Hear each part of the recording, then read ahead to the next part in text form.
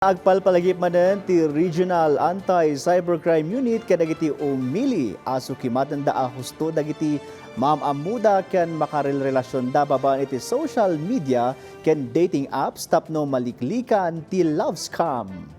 Iti datos ti opisina dumanon iti pito ti nagbalin a biktima ti love scam iti rehiyon idi napalabas atawan.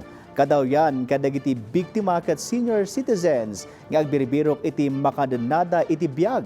Sigon iti opisina, kadaw yan a kwarta ti kangrunan a kakuyog ti love scam kas modus. Iti naso a modus agdawat iti kwarta ti sospek iti biktima na ken kelaat aput den na ti komunikasyon da no maalanan ti kwarta anay patulod. Mauawis dagiti biktima nga ag-report iti Regional Anti-Cybercrime Unit ti pulisya. Before na mag-engage po tayo, yung sinasabi nila na think before we click para maiwasan po tayo na mabiktima ng scam pag pera na po ang involved at it is considered too good to be true, medyo red flag na po yun.